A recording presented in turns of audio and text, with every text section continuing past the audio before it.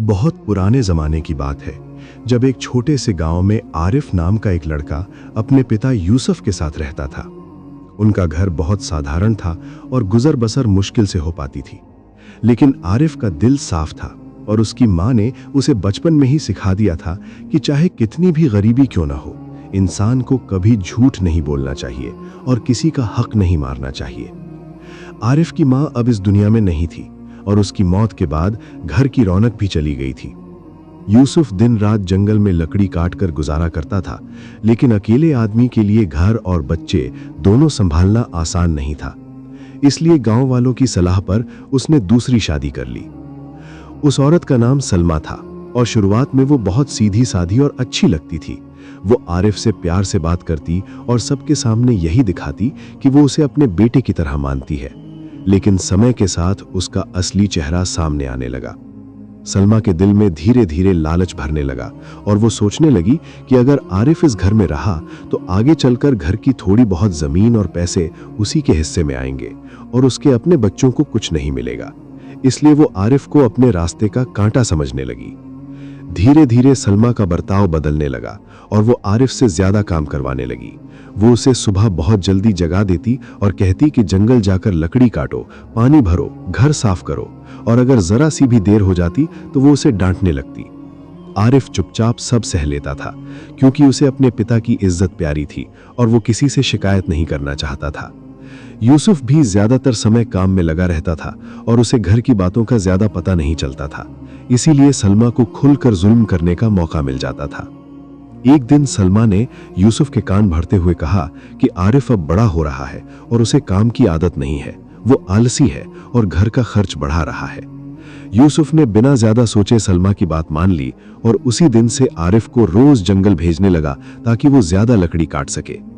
आरिफ मन ही मन दुखी होता था, लेकिन वो हर सुबह अल्लाह का नाम लेकर जंगल चला जाता और मेहनत से काम करता, क्योंकि उसे यकीन था कि सब्र करने वालों का फल अल्लाह जरूर देता है। एक दिन जंगल में लकड़ी काटते समय उसकी कुल्हाड़ी जमीन के नीचे किसी सख्त चीज से टकराई और जब उसने मिट्टी हटाकर देखा तो वहां एक पुरानी मिट्टी की हांडी दबी हुई थी। आरिफ को पहले तो डर लगा, लेकिन जब उसने हांडी खोली तो उसकी आंखें खुली रह गईं, क्योंकि उसके अंदर सोने के सिक्के भरे हुए थे। वो कुछ देर तक चुपचाप उन्हें देखता रहा और उसके दिल में कई ख्याल आने लगे। लेकिन उसी पल उसे अपनी माँ की बातें याद आ गईं और उसने सोचा कि ये सोना उसका नहीं है और किसी की अमानत हो सकता है, इसलिए उसे बिना सोचे समझे अपने पास रखना गलत होगा। हालांकि उसे ये भी याद आया कि उसके पिता कर्ज में डूबे हुए हैं और घर में अक्सर खाने तक के पैसे नहीं होते, इसलिए उसने तय किया कि वो पहले ये बात घर जाकर अपने पिता को बताएगा और फिर जो सही होगा वही करेगा। वो हांडी को कपड़े में लपेटकर घर की तरफ चल पड़ा, लेकिन उसे ये पता नहीं था कि ये सोना उसकी जिंदगी का सबसे बड़ा इम्तिहान बनने वाला है और यही सोना उसकी सौतेली माँ की लालच को पूरी तरह जगा देगा। आरिफ जैसे ही घर पहुंचा, उसके हाथ में लिपटी हांडी देखकर सलमा की आंखों में अचानक चमक आ गई और वो मुस्कुराते हुए बोली, आरिफ, तुम जंगल से इतनी जल्दी लौट आए, क्या कुछ मिला? आरिफ ने हांडी को धीरे से अपने पास रखा और कहा, मैंने सिर्फ ये देखा, शायद किसी का खोया हुआ है, मैं इसे बिना पूछे नहीं रख सकता। सलमा ने अपनी मुस्कान छुपाते हुए कहा, बिल्कुल सही किया बेटा, लेकिन हमें पहले यूसुफ से बात करनी चाहिए। लेकिन उसके मन में पहले से ही योजना बन चुकी थी। उसने सोचा, अगर मैं ये सोना अपने बेटे के लिए रख लूं तो सारी जमीन और दौलत वही पाएगा और आरिफ को दूर कर दिया जाएगा। यूसुफ ने जब हांडी देखी तो उनकी आंखों में चमक आ गई। उन्होंने कहा, बेटा, ये कितनी बड़ी चीज है, इसका सही इस्तेमाल करना चाहिए। आरिफ चुप रहा और बोला, पापा, मुझे डर है कि यह किसी की अमानत हो सकती है, हमें इसका सही मालिक ढूंढना चाहिए। सलमा ने तुरंत अपने चालाक दिमाग से कहा, यूसुफ, सोचो, अगर ये सच में तुम्हारे घर का हिस्सा है और हमने इसे यूं ही किसी को दे दिया तो? उसने हाँ में सिर हिलाया और आरिफ को धीरे धीरे समझाने लगी कि इसे छुपा लेना ही सबसे सुरक्षित है। आरिफ थोड़ा घबरा गया, लेकिन वो जानता था कि उसके पिता पर दबाव बहुत है और सच बोलने से कोई फायदा नहीं होगा, इसलिए वो चुपचाप रह गया। लेकिन सलमा की लालच भरी आंखें अब केवल सोने पर नहीं थीं, वो आरिफ को भी अपनी चाल में फंसाना चाहती थीं। अगले कुछ दिनों में उसने आरिफ को लगातार दोषी ठहराना शुरू कर दिया और गांव वालों से भी उसे बदनाम करना शुरू कर दिया। वो हर छोटी गलती को बढ़ा चढ़ाकर यूसुफ के सामने ले जाती और कहती कि आरिफ ने सोना चुराया है और अब घर का भरोसा खो गया है। आरिफ की हालत दिन ब दिन बिगड़ती गई, लेकिन उसने कभी किसी के सामने नाराजगी या गुस्सा नहीं दिखाया। वो जंगल जाकर लकड़ी काटता, खाना लेकर आता और अपने पिता की मदद करता, जबकि सलमा अपने बेटे को दौलत और ताकत के सपने दिखाते हुए आरिफ को नीचा दिखाने में लगी रहती। एक दिन सलमा ने गांव के कुछ लोगों को अपने घर बुलाया और कहा कि आरिफ ने सोना चोरी किया है और वो इस घर की दौलत पर हकदार नहीं है। लोग थोड़ा डर गए, लेकिन सच का पता लगाने के लिए उन्होंने यूसुफ से पूछा। यूसुफ ने कहा कि वो जानता है कि आरिफ सच बोलता है, लेकिन सलमा का दबाव और उसका अपने बेटे के लिए लालच उसे गलती करने पर मजबूर कर रहा है। आरिफ अब समझ गया कि उसका सच बोलना अब आसान नहीं रहा। उसने सोचा, अगर मैं चुप रहूं और अल्लाह पर भरोसा करूं तो वही मुझे बचाएगा। रात को जब सब सो गए, आरिफ अपने कमरे में बैठा और सजदे में सिर झुकाकर अल्लाह से दुआ करने लगा। हे अल्लाह, मेरी मजबूरी और मेरे मासूमियत को देख मेरी मदद कर, ताकि कोई गलत रास्ता मुझे न खींच सके। इस बीच सलमा ने सोचा कि अब समय आ गया है कि वो सोने को अपने बेटे के लिए चुरा ले और आरिफ को पूरी तरह बेदखल कर दे। उसने अपने बेटे को कहा, चलो जंगल चलते हैं। आरिफ को लगता है कि वो अकेला काम करता है, लेकिन हम आज उसे सबक सिखाएंगे। रात के अंधेरे में सलमा और उसका बेटा जंगल गए और उन्होंने आरिफ के पीछे की योजना बनाई। सलमा का लालच अब इतनी हद तक बढ़ चुका था कि उसने किसी भी हद तक जाने की ठानी थी, लेकिन आरिफ की मासूम दुआ और उसका ईमान अब कहानी में एक बड़ा ट्विस्ट लाने वाला था, जो न सिर्फ सलमा की चालाकी को उजागर करेगा बल्कि आरिफ के लिए उम्मीद की किरण भी बनकर आएगा। जंगल में आरिफ लकड़ी काट रहा था और धीरे धीरे सोच रहा था कि कैसे वो अपने पिता को और अपनी मेहनत को सलमा की चालों से बचाए। तभी सलमा ने पीछे से आकर कहा, आरिफ, यहाँ क्या कर रहे हो? आज तुम्हें दिखाना है कि असली ताकत किसकी है। आरिफ ने शांत आवाज में कहा, माँ, मैं सिर्फ मेहनत कर रहा हूँ, किसी से कोई लड़ाई नहीं करना चाहता। मैं जो कुछ कर रहा हूँ अल्लाह की रिजा के लिए कर रहा हूँ। सलमा हंसी और बोली, तुम्हारा सच्चाई और मासूमियत कुछ नहीं कर सकती।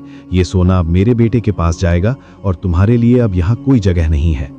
आरिफ ने उसकी चाल को पहचाना, लेकिन उसने गुस्सा नहीं किया। उसने सिर्फ मन ही मन अल्लाह से कहा, हे अल्लाह, तू सब देखता है, मुझे मेरा हक दिला, मेरी मजबूरी को दूर कर। सलमा का बेटा और वो दोनों आगे बढ़े और हांडी छुपाने की कोशिश करने लगे, लेकिन तभी जंगल के किनारे एक बूढ़ा दरवेश प्रकट हुआ। उसकी आंखों में रहस्य और ज्ञान दोनों झलक रहे थे। उसने शांत आवाज में कहा, जो सच पर चलता है उसकी मदद अल्लाह खुद करता है। लालच और झूठ का नाश निश्चित है। सलमा डर गई, लेकिन उसने अपने लालच को रोक नहीं पाया। वो हांडी को उठाने लगी और तभी आरिफ ने एक तेज चाल चली। उसने हांडी पकड़ ली और जोर से चिल्लाया, ये किसी का खोया हुआ है, इसे मैं नहीं रख सकता। अल्लाह ने इसे मुझे परीक्षा देने के लिए रखा है।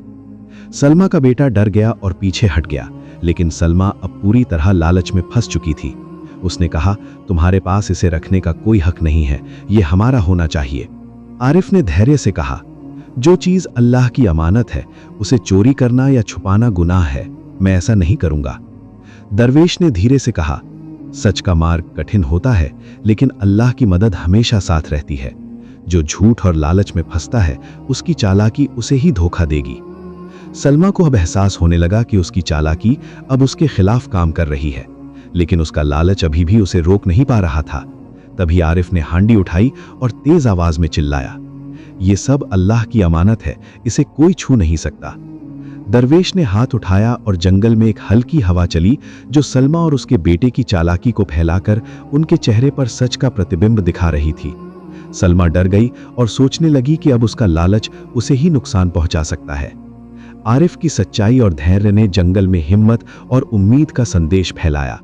अगली सुबह जब सूरज की पहली किरण घर में आई, आरिफ फिर से जंगल की ओर गया, लेकिन इस बार वो केवल लकड़ी काटने नहीं बल्कि सच और इंसाफ के रास्ते पर चलने के लिए तैयार था।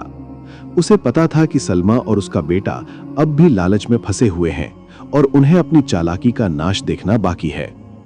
घर लौटते समय आरिफ ने हांडी अपने पिता के सामने रख दी और बोला, पापा, इसे छुपाना या किसी के लिए लेना गलत है। अल्लाह का डर हमारे लिए सबसे बड़ा नियम होना चाहिए। ये किसी की अमानत है, इसे सही मालिक तक पहुंचना चाहिए। यूसुफ ने बेटे की बात सुनी और महसूस किया कि उसका बेटा अब केवल ईमान और सब्र का उदाहरण बन चुका है। उन्होंने सलमा से साफ साफ बात करने का निर्णय लिया। यूसुफ ने सलमा को बुलाया और कहा, सलमा, हमें सच का सामना करना होगा। जो कुछ भी छुपा है अब उसे सबके सामने लाना चाहिए। सलमा पहले तो झिझकी और डर गई, लेकिन लालच का असर अब भी उसके दिल में था। उसने कहा, मैं बस अपने बेटे के लिए सोच रही थी। यूसुफ ने गंभीर स्वर में कहा, बेटा होना या दौलत होना सब कुछ नहीं है। इंसानियत और अल्लाह का डर सबसे ऊपर है। अब झूठ और लालच का नाश होना चाहिए। तभी बूढ़ा दरवेश घर में आया और बोला, सलमा, जो झूठ और लालच में फंसता है उसका पर्दाफाश होना निश्चित है। अब आरिफ की सच्चाई सामने आएगी। दरवेश ने अपनी छड़ी को जमीन पर रखा और अचानक एक हल्की हवा चली, जिससे घर में सब चीजें चमकने लगीं।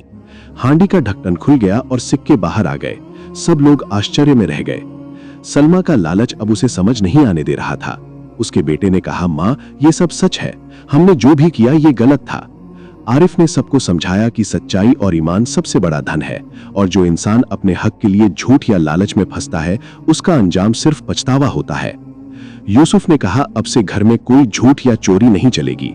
हर काम अल्लाह की मर्जी और इंसाफ के अनुसार होगा। सलमा ने अपना चेहरा झुकाया और महसूस किया कि उसका लालच और चालाकी उसे ही नुकसान पहुंचा चुकी है। उसने सच्चाई स्वीकार की और आरिफ से माफी मांगी। आरिफ ने मुस्कुराते हुए कहा, माँ, अब सब कुछ ठीक होगा। अल्लाह की रहमत से हमें सही राह मिली है।